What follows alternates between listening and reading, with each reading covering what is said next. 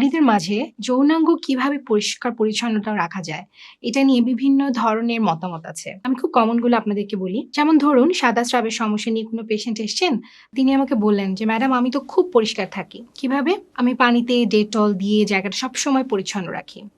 কেউ বা বললেন যে আমি বাথরুমে একটা এক্সট্রা কাপড়ই রাখি, যখন আমি টয়লেট করার পর জায়গাটা আমি ধুয়ে ফেলি, সেই একই কাপড় দিয়ে আমি সবসময় এটাকে মুছে রাখি, ড্রাই রাখি। এই যে বিভিন্ন ধরনের চিন্তা ভাবনা, পাশাপাশি অনেক সময় আমরা দেখি যে বিভিন্ন ধরনের ক্লেনজার পাওয়া যায়, যেগুলো হচ্ছে আমরা বলি ইন্টিমেট ওয়াশের জন্য, সেগুলো অনেকেই ব্যবহার করেন। কারো কারো মধ্যে এই জায়গাটাতে বিভিন্ন ধরনের পাউডার, ট্যাল্ক এগুলো ব্যবহার করারও কিন্তু একটা প্রবণতা দেখা যায়। তো আসলে এই এরিয়াটা যে ইন্টিমেট একটা খুব সেন্সিটিভ এরিয়া, এই জায়গাটা পরিচ্ছন্নতাটা আমরা কিভাবে মেনটেন করব, সেটা নিয়ে আমার মনে হয়েছে যে পেশেন্টদের মধ্যে কিছু ধারণা আছে যেগুলোকে আমার আসলে কারেক্ট করা প্রয়োজন। প্রথমত আমরা যদি বলি নারীর যে প্রজনন তন্ত্রের যে অংশ, যেটাকে আমরা এক্সটার্নাল জেনিটালিয়া বলে থাকি, এর অর্থ হচ্ছে বাইরের দিকটা।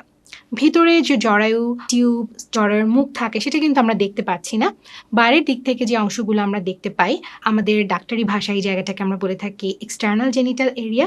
এবং এই জায়গাটাতে যেটা থাকে যে দুই পাশে দুটি পর্দার মতো থাকে, এটাকে আমরা ল্যাবিয়া মেজোরা, মাইনোরা বলি। এবং এই দুটি পর্দার ফাঁক দিয়ে যে ওপেনিংটা, সেটা হচ্ছে আমাদের ইন্ট্রয়েটাস অথবা হচ্ছে আমাদের ভ্যাজাইনার যে মুখটা, অর্থাৎ ওপেনিং। তো এই জায়গাটা স্বাভাবিক নিয়মে সামনের দিকে প্রস্রাবের রাস্তা এবং পিছনের দিকে আমাদের যে বায়ুপথটা আছে, দুটো পথের মাঝে থাকে।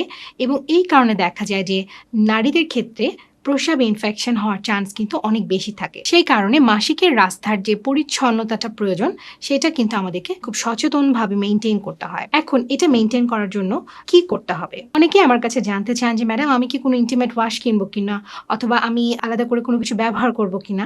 আসলে এই পুরো ধারণাটাই কিন্তু ভুল। আল্লাহর প্রদত্ত নিয়মে স্বাভাবিকভাবে আমাদের শরীরের যে অংশগুলো বাইরের দুনিয়ার সাথে কানেক্টেড, সেটা কিন্তু এক স্বাভাবিকভাবে একটা ক্লেনজিং মেকানিজম আছে। অর্থাৎ আপনি একটা জিনিস খেয়াল করুন যে আমাদের চোখের ভেতরটা, এটা কিন্তু সবসময় একটু ভেজা ভেজা থাকছে, এবং এই পানিগুলো কিন্তু আমাদের চোখের যে ময়লাগুলোকে এক সাইডে দিয়ে দেয়। এবং আমরা দেখেন ঘুম থেকে ওঠার পর আমরা দেখি যে চোখের কোনায় হয়তো কিছু ময়লা জমে আছে।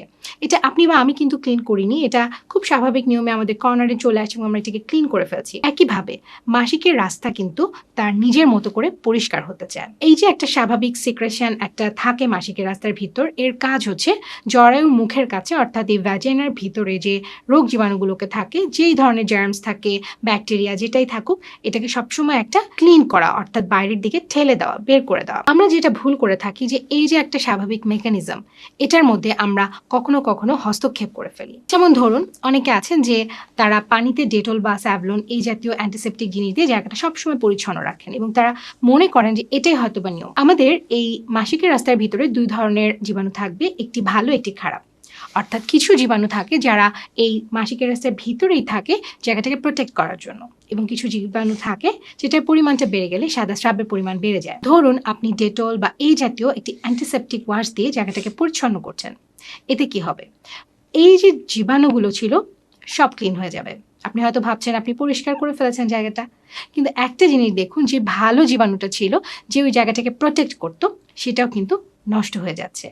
অর্থাৎ জায়গাটা এখন সৈন্যবিহীন, এবং সেই জায়গাটাতে পরবর্তীতে যদি কোনো খারাপ জীবাণু আসে, তার জন্য বাসা বাঁধাটা সহজ হয়ে যাবে। এর পাশাপাশি আরও কিছু জিনিস আমরা অনেক সময় করে থাকি, যেটা হচ্ছে যে আমরা বিভিন্ন ধরনের ক্লেনজিং ম্যাটেরিয়াল ইউজ করে থাকি। আমরা মনে করি যে এটা স্পেসিফিক্যালি ভ্যাজাইনার জন্য হয়তোবা তৈরি, এটা পরিষ্কার করলেই জায়গাটা খুব পরিচ্ছন্ন থাকবে। মাসিকের রাস্তার ভিতরে এই যে অঞ্চলটা, যেটাকে আমরা বলছি যে ভ্যাজাইনাল ওপেনিং, এই জায়গাটার পরিবেশটা কিছুটা আমাদের অ্যাসিডিক। তো এই অ্যাসিডিক পরিবেশটাকে মেনটেন করা প্রয়োজন কেন? কারণ এই অ্যাসিডিক পরিবেশটা অন্য জীবাণুকে বাড়তে মানা করে। কিন্তু দেখা যায় যে আমরা যে বিভিন্ন ধরনের প্রসাধনী যেগুলো আমরা ইউজ করে থাকি, আমরা মনে করছি যে এই জায়গাটা দিলে জায়গাটা ক্লিন হবে, এটা এই অ্যাসিডিক ভাবটাকে রাখে না, সেটা ক্ষারীয় হয়ে যায় কিছুটা। কারণ সেই জিনিসগুলো যেগুলো আমরা ম্যাটেরিয়ালসগুলো কখনো কখনো ইউজ করে থাকি, এগুলো থেকে ক্ষারের পরিমাণটা বেশি থাকে। এই যে একটা ভারসাম্য নষ্ট হয়, এই নষ্টের কারণে ভালো জীবাণুটা বাড়তে পারে না এবং খারাপ জীবাণু এসে বাসা বাঁধে। এবং আপনি হয়তো ভাবছেন যে আপনি এটাকে ক্লিন করছেন, কিন্তু আসলে যতটা বেশি আপনি জায়গাটা ক্লিন করার চেষ্টা করছেন, ততই বেশি রোগ জীবাণু বাসা বাঁধা শুরু করছে। আবার একটা ব্যাপার আছে যে মাসিক রাস্তার চারপাশে যে হেয়ার ফলিকল গুলো থাকে, যে চুলগুলো থাকে, আমরা যেটাকে পিউবিক হেয়ার বলে থাকি, পরিচ্ছন্নতার জন্য এটা অবশ্যই পরিষ্কার করা হয়ে থাকে। এটারও কিন্তু একটা কাজ আছে এবং অনেকের মধ্যে টেন্ডেন্সি থাকে বিভিন্ন ধরনের ক্রিম ইউজ করা, যেটা এই হেয়ার রিমুভাল ক্রিমগুলা।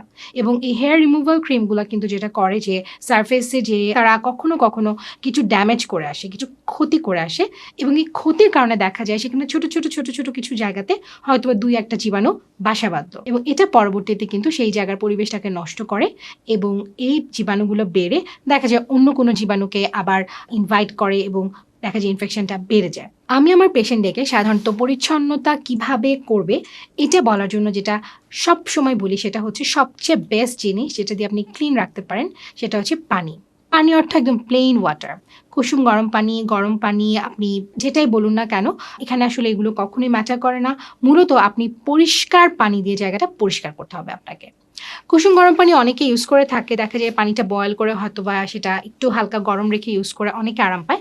সেটা তাদের চয়েস। তবে মূল কথা হলো যে পানি দিয়ে পরিচ্ছন্নতা মেইনটেইন করতে হবে। আপনি অবশ্যই সাবান ব্যবহার করতে পারেন, আপনি যেকোনো কিছু ইউজ করতে পারেন। তবে মনে রাখতে হবে যে এটা কখনোই আমাদের মাসিকের রাস্তার ভেতরের দিকে যেন না যায়। অর্থাৎ ওই জায়গাটা শুধুমাত্র পানি দিয়ে পরিষ্কার করতে হবে আপনাদের। এর পাশে আরো কিছু জিনিস আছে, যেমন পরিচ্ছন্নতার জন্য আমরা যেটা বলি জায়গাটাকে সবসময় শুষ্ক রাখা। এখন জায়গাটাকে ড্রাই রাখতে হলে আপনি প্রস্রাব বা পায়খানার পরে জায়গাটা যখন পরিষ্কার করবেন, তখন আমরা সবসময় অ্যাডভাইস করি যে সামনে থেকে পেছন দিকে পরিষ্কার করা। দেখুন আমাদের পায়খানার রাস্তাটা কিন্তু পেছনের দিকে। তো আপনি যদি পেছন থেকে সামনে